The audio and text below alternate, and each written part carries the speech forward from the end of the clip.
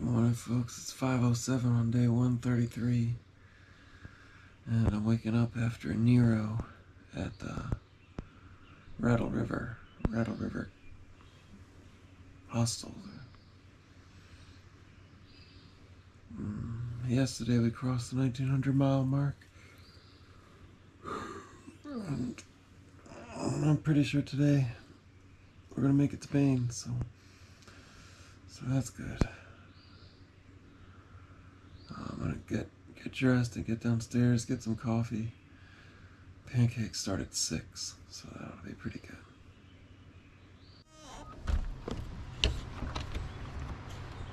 Hey y'all, thought I'd give you a quick tour of Rattle River Hostel here. So this is where I was yesterday. This is where you come in. They have a little charging station outside, which looks like it got pretty soaked. You gotta leave your shoes and trekking poles outside, so they might have also gotten soaked, but that's alright. And there's like this check-in room. Everyone's got to leave their gear out here too. So there's all the gear. A couple showers.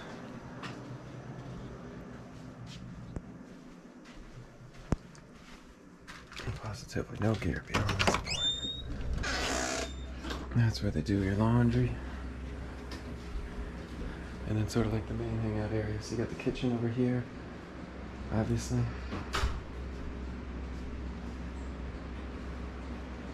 Fridge is pretty loaded up. Everyone's got to label your food, you know, and label your beers, label your food, label everything. Another kind of hangout area over here, kind of like the eating room, and then the living room.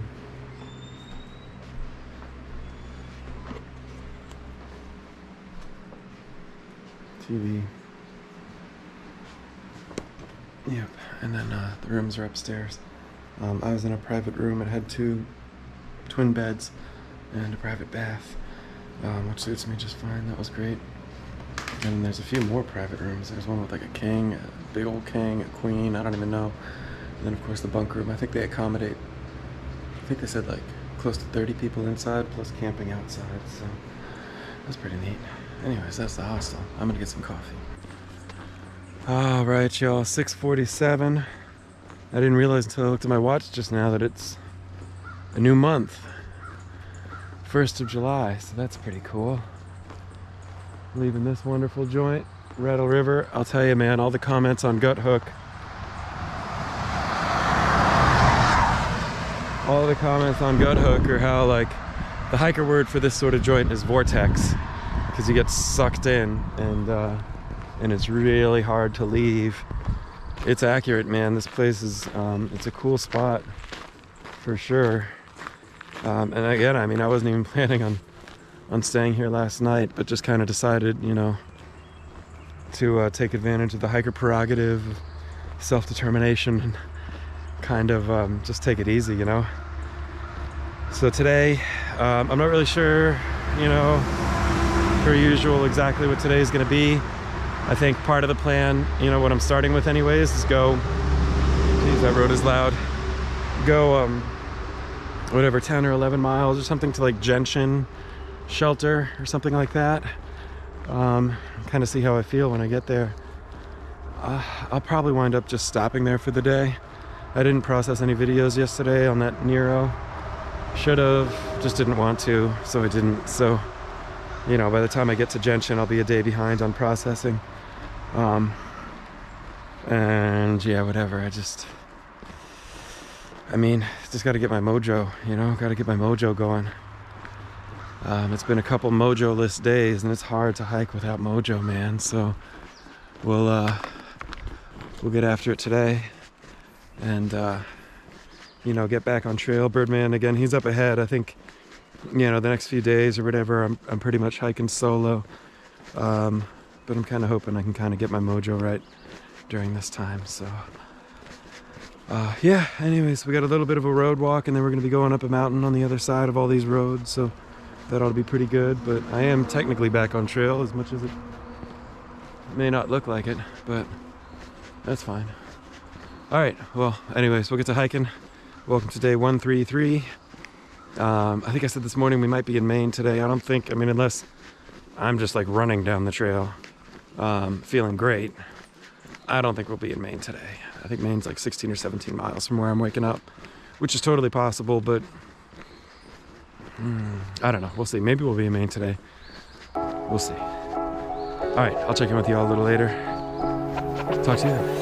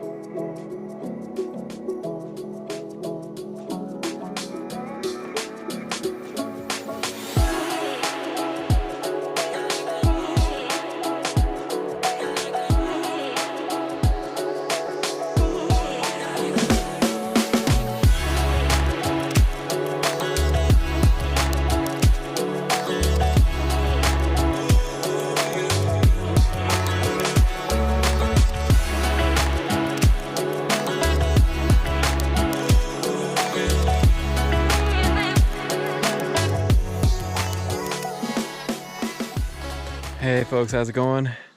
It is 11:57 and 60.4 degrees, and I've reached the spur for the Gentian Pond campsite and shelter. And I don't think I'm going to take it. As I said, it's only a couple minutes till noon, so it's still pretty early, and I think I'm going to push on for the Carlos Cole campsite. I don't know. I've already done about 4,500 feet of elevation gain.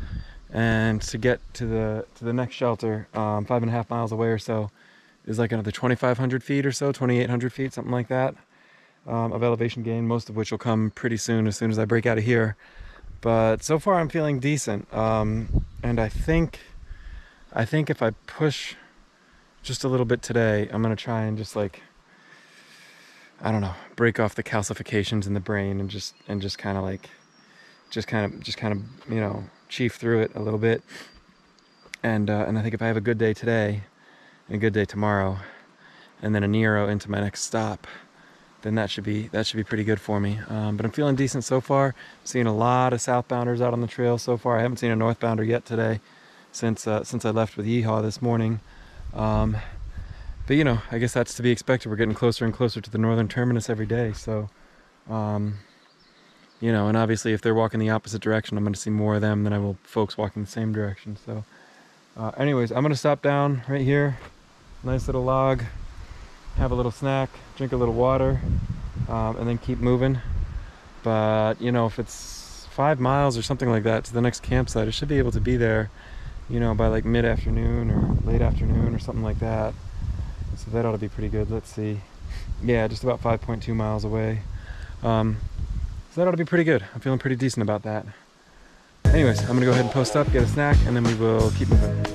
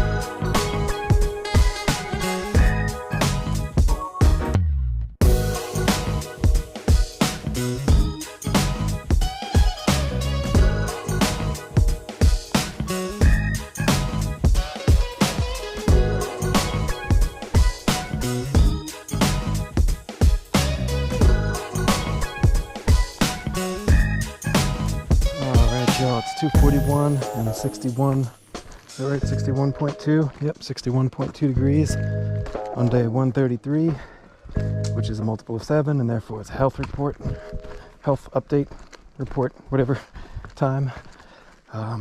First on week 1 in a few weeks, or on time 1 in a few weeks. Sorry about that.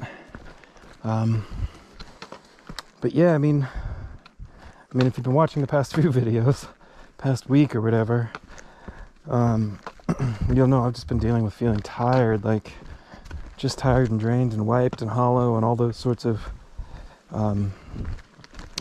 words, you know, just like drained, like there's nothing left. But you know, this last week was a really slow week. I mean, like I wasn't crushing miles. I took plenty of rest, lots of zeros, neros, short days. I mean, it was a challenging week, especially the first half going through the whites, but, you know, I've just been taking a lot of breaks, a lot more breaks than I had been for the few months prior. But generally, I'll say the body's doing all right. I mean, and as far as like sprains and sores and tweaks and headaches and whatever, everything seems to be working pretty good, just working at, you know, sort of an abject deficit, you know, but at this point there's just about 280 some odd miles left on the trail, and I think if I'm able to continue working on my headspace and trying to make sure that, you know, that the morale and will stay strong, then the body will comply, albeit perhaps begrudgingly. So that's kind of what I'm working on. I wasn't sure, you know, I feel bad that Birdman and I kind of split up a couple days ago. He pushed on and I purposely kind of lagged back. It's nothing against Birdman at all, but I just kind of thought, like, you know, I just needed kind of space and time, and I don't know what, like the ability and freedom to just do, not like he was constricting me in any way, but I don't really know how to explain it. I mean, if you ever, you know, hiked 700 miles with someone, you might understand, but if you haven't, you probably won't really understand. So, you know, I mean, and if I meet up with him again in a couple weeks or whatever, maybe, you know, maybe that'd be great, but just kind of needed that space, just kind of needed that time and space, more of a thing for me than a thing against him, you know. And you know, today was kind of the first day waking up without Birdman around and going to bed without Birdman around, I expect, tonight. And, you know, so far I think I've been able to kind of make progress on my headspace and just try it. I don't really know how to explain any of this. I don't really have the words for this, to be honest. But you know, as the body gets tired, I don't know what, maybe the brain gets tired too or something, I don't know. Gosh, this is a descent. I chose a rough time to hit record. But you know, either way, whatever. I mean, you know, either way, we'll be done in 3 weeks or something like that, which is crazy to think about. Absolutely crazy. Anyways, this is supposed to be a health update, not just a ramble. So, body's doing good. Head is kind of a work in progress. I guess body's kind of a work in progress too, considering, you know, how kind of depleted I feel. But it's just a strange feeling. Like, nothing hurts, nothing feels sore, nothing aches, nothing stings, nothing's twisted or, you know, anything like that. It's just a strange sort of empty feeling where you don't have any reserves. But, you know, whatever. You know, if we got to slow down, we'll slow down. If we got to take days off, we'll take days off. Something I should mention, just as an aside, something else that's kind of informing all these days off. I mean, first and foremost, it's just the needs of the body that are kind of driving it.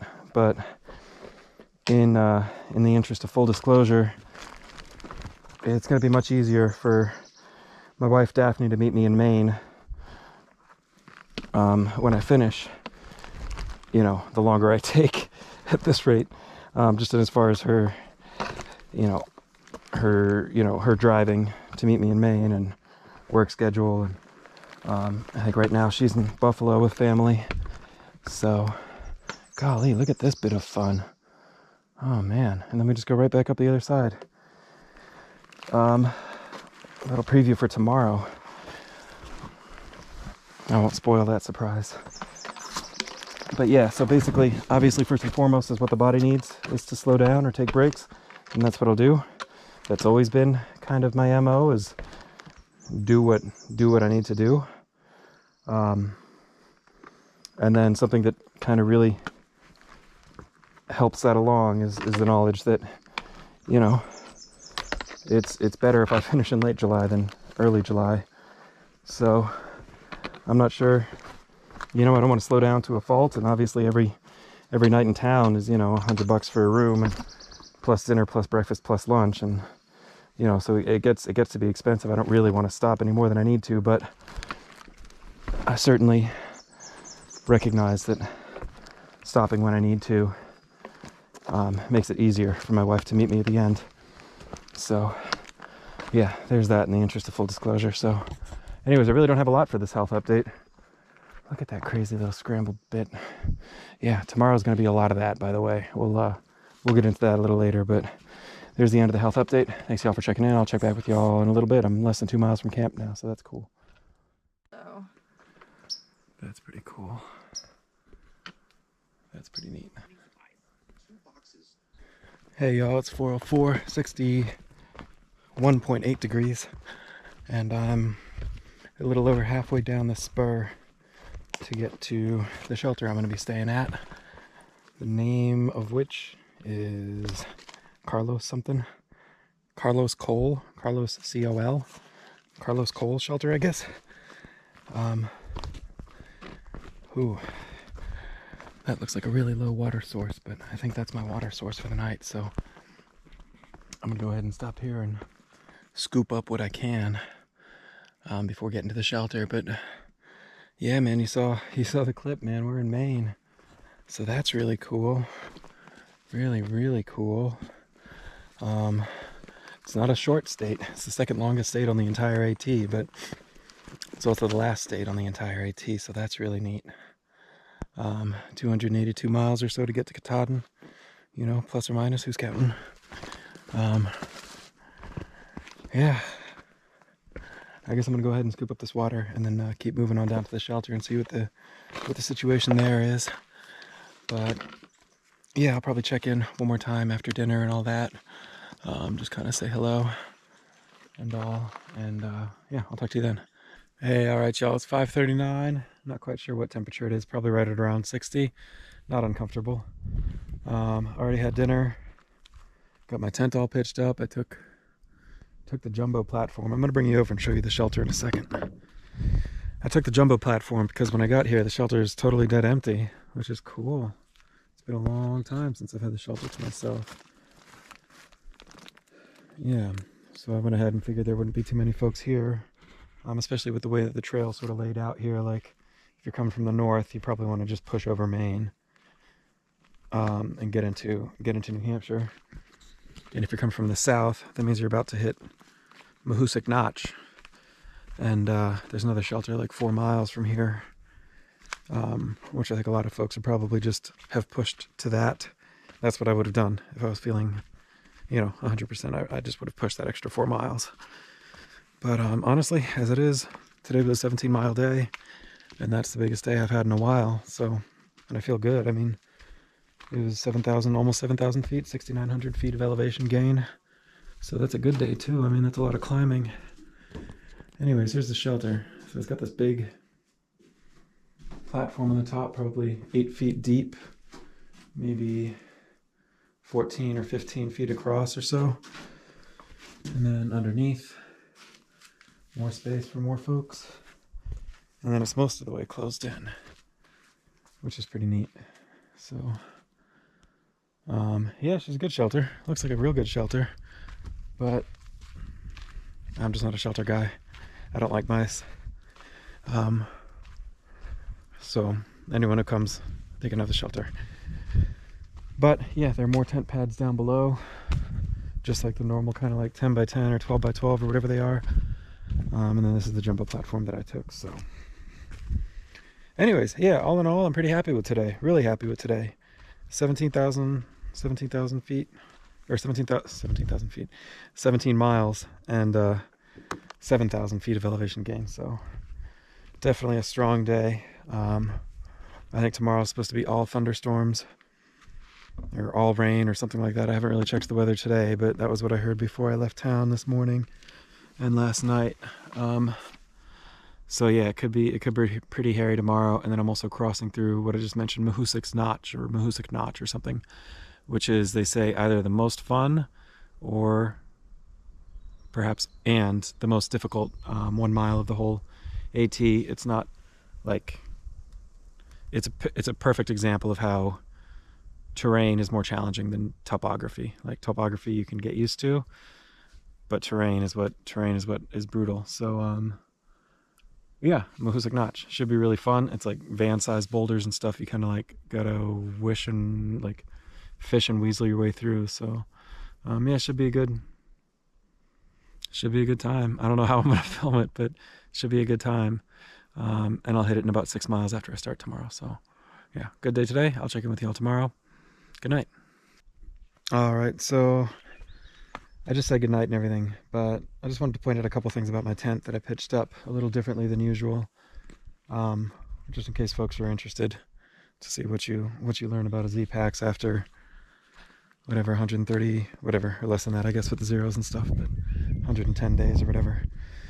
So the Z-Packs duplex is totally closed up right now. I have both flap sides totally pinned shut, which usually is a bit of a, something you want to try and avoid, because it can get condensation and stuff on the inside. But I'm expecting there might be thunderstorms tonight and everything, so I just went ahead and pinned it all up, closed everything up. I don't think it's going to be super cold, and usually condensation is a bigger problem in the cold too. I also, these middle guy lines that come off the tent, man, I've seen a lot of people set them up just straight off the tent and straight into the ground. And I don't know, I mean, I guess like the only thing I could think that would do is help in really, really strong winds, to try and deflect the wind over the tent or something instead of blowing up into it. But I mean, if you're not camping on a bald mountain, it's not going to be that windy. Even still, like in the woods, the windiest night I've had, I mean, on the ground level, really low, like 10 miles an hour, maybe. I'm even hedging on that. Up in the trees, it can be totally different. But I mean, you don't got to pin your tent up if it's going to be wind up in the trees. And I think this is just about my first night closing up all the flaps, because honestly, with the flaps open or half a flap pinned open or something, that mesh is still it always, I mean, every morning I record, it's always 3, 4, 5 degrees warmer inside the tent than it is outside, just with the mesh. So and then on this side of the tent, so I got everything pinned up, the middle toggle, and then I ran out an extra guy line and just tied it with a slip knot to that big old heavy rock to hold it down. I wanted to pull these flaps off the tent more instead of keeping them like tucked in close tight to the tent like this. The reason I wanted to pin these out more is because it feels very much like the prevailing wind is coming straight up. There's kind of 2 sloping hills here, and I feel like the wind is, if the little bit of winds that there is coming straight in here. So if there's a storm, I'm thinking that's where it's going to come from, because this way is a hill, and that's all just trees, so that would stop any wind. So the wind is coming up this way. If the storm comes in this way, basically my thought here is that if these were pulled way further back, then you would get rain, which would collect and stream down. And it sounds silly. It doesn't sound like it would happen. I swear it happens. It splashes up, and it gets over that like 8-inch high bathtub or something, especially in a bad storm. So I'm hoping, I mean, this could kind of go one of 2 ways. It's a bit of a test. My hope is that by pulling this out off the tent so much, that a lot of the rain which goes down will just kind of splash, you know, off the porch or whatever, off the deck. It could work out though, where this just totally channels the wind up off the hills and then rolls it straight over into the tent, onto the inside of the tent. And if that's the case, then it's going to be even wetter than it would have if I had just pinned it tight. But we'll kind of see. I'm curious. And it might not even rain tonight, so who knows? Who knows? Anyways, oh yeah, what else? I put my shoes this way, so they're kind of tucked up against the bathtub. And just put like whatever, a rock. I think tonight it's a piece of bark or something, just kind of whatever's around, a stick, whatever. And kind of lean them up against the stick. And always put your shoes down by where your feet go in the tent, because feet stink, man. Shoes stink. So yes, they're kind of pointed in, and this way any water that blows in or splashes in or whatever will hit the bottom of the shoe, which is always wet anyways. Yeah, and the opening is pointed in towards the tent, but it's still kind of like breathing. It's not closed in a bag or something. So, and then this side, the only thing I have under there is just my water bag, because that pinhole leak, and also because I can't imagine carrying if my water bag is wet. That's the most ridiculous thing on the planet. So yeah, and then since we're in Maine / New Hampshire, there's the porch, or the deck, or whatever, the patio, I don't know what, tent pad, I guess that's the word. And I just brought a bunch of these little eye screws things, so whenever you're on one of these big wooden decks or platforms or whatever, man, I mean, you can talk about that's weight or whatever all you want, but man, it's handy to just pitch a freestanding tent wicked easy on a wooden platform. So, you know, it takes a couple extra minutes, and then maybe a minute more in the morning to pull them back out. But whatever, it's awesome. This is a tight pitch, so we'll see how it holds up. Good night.